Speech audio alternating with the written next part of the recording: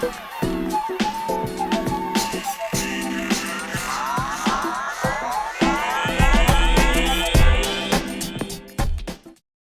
right, everybody. Hey, this is Coach Greg from Live More Daily, and I have the bestest Linda Taylor with me. She is such a dear friend of mine, and she has helped me throughout my journey and throughout my race, before the book, during the book, and after the book. So I want to say welcome, Linda. Thank you. It's so good to be here. Thank you. Your presentation is having the winning mindset. Yes. What does it mean to have a winning mindset? Right. I always say, and Greg, you know me, in my own personal journey, when I'm working with clients and I'm supporting friends, I always say it starts here. It starts in the mind. You have to have a reason. You have to have that purpose. I always say, what's your why? Like, what gets you up in the morning? What gets you to the gym when you know you don't want to be at the gym at 4:30 in the morning, 5 in the morning, whatever time in the morning? What causes you to push back from the table when you know what, I've had enough, I'm going to practice intuitive eating? What drives you toward that goal to start that business?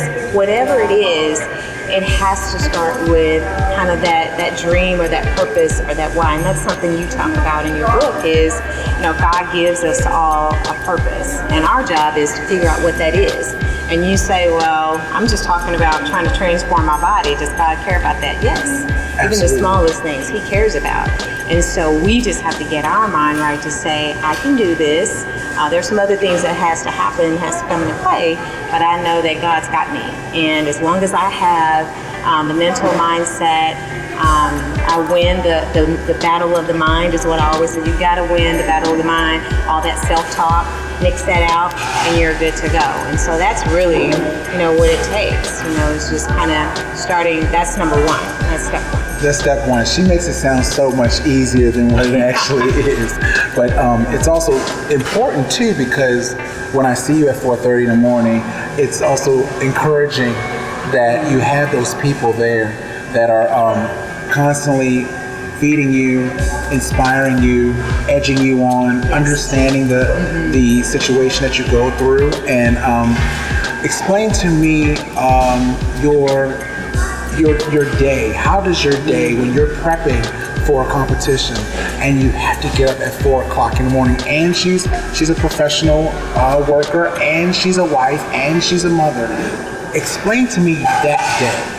Yes, all of that. All of that. And then there's me. So for me, once the mind is there, once I know what my goal is, as Greg mentioned, I do partake in competitive fitness competitions.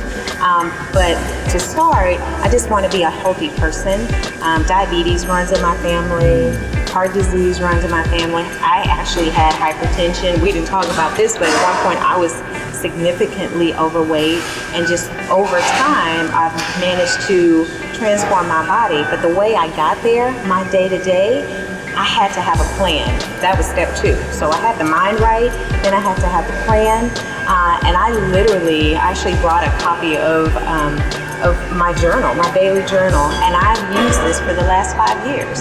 And what I do is I literally write down on Sunday, today, before I came here, I wrote down what my week will look like, because some things will look different. So I know that every single day, which day I'm going to be at the gym. I have to start coming back to the gym early in the morning, so I know it's the plan. Fail to plan, plan to fail. You talk about that in the book. God calls us to have a plan. You have to. Because what happens is, if I get to the gym and I don't know what I'm doing, what am I going to do, right? Start talking to you, Yes. high-fiving Greg, talking to my girlfriends. So I do this thing that I call the hour of power. In the evenings, I get in there and I knock it out in 1 hour. In the morning, I get in there and I knock it out in 1 hour or an hour and a half. But everything has, a time schedule. Why do I do that? Why am I so particular? Because like you said, I have a husband. I have, they're adults, but I do have children.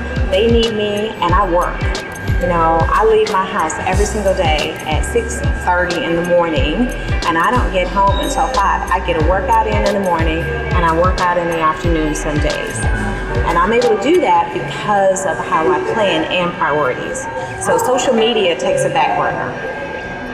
Priorities. That's a big thing, and I liked how you said social media takes a back order, even though this venue is needed. But in the book, it talks about time sucks and how you can lose so many minutes, which turns into hours because you don't have a schedule. Yes, Linda will come in and we'll do a quick wave because she has to get that hour in. It also shows to us whatever we try to do, if we make time for it, even if it's a half an hour, at least that's part of our day. So we know we have to get it in that time. Just like you look at your favorite television show, just like you look at your movies, just like you look at Netflix, you still have time to do what you want to do. So in regards to when you started, when you were heavier and you had hypertension, what was the biggest obstacle in getting started? You know what? I just didn't know what to do. I didn't know how to do it. And I was afraid. It's taking that first step is the hardest part. Yes.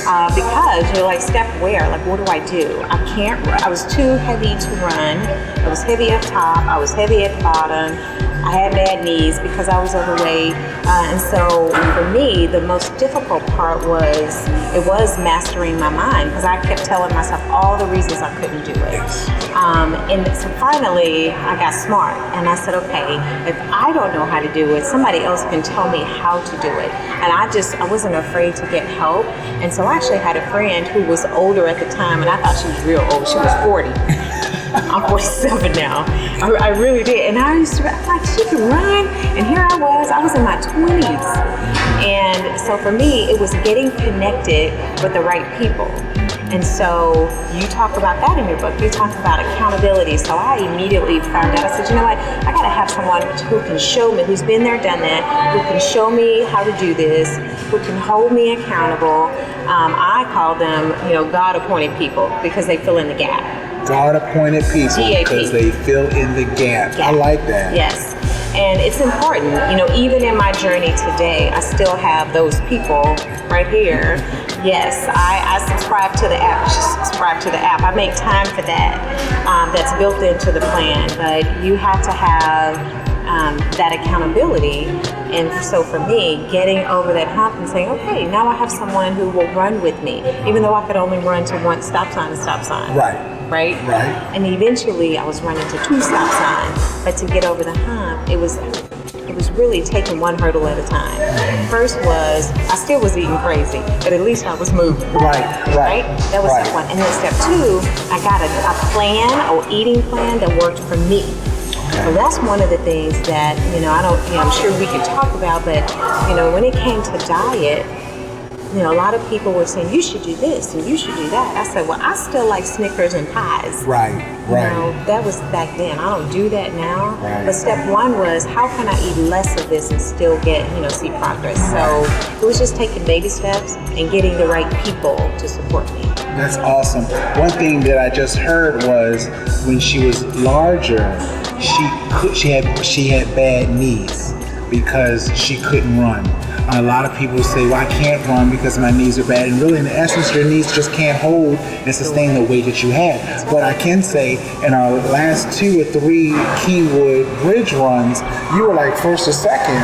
Yep. In her age grade. So, I mean, at one point here, she said she couldn't run. She loses the weight. She gets rid of the hypertension, and she eventually wins races. So before we change our mindset of what we can't do, we take the small steps in order to make larger, consistent steps. And then I guess the last question I have for you, and I thank you for supporting Live More Daily. She's actually been a building block to Live More Daily and everything that we subscribe to. What is your favorite, or what chapter in the book resonated so well with you? That's a hard question, because there were so many points in the book that were directly in line with my journey and how I got to how I've seen success. And let's just be clear, this happened, I started my transformation in my 20s, right? So right after I had kids, and now I'm 47. But along the way, a lot of the key elements that you talk about are the things that I did. I mean, they're foundational.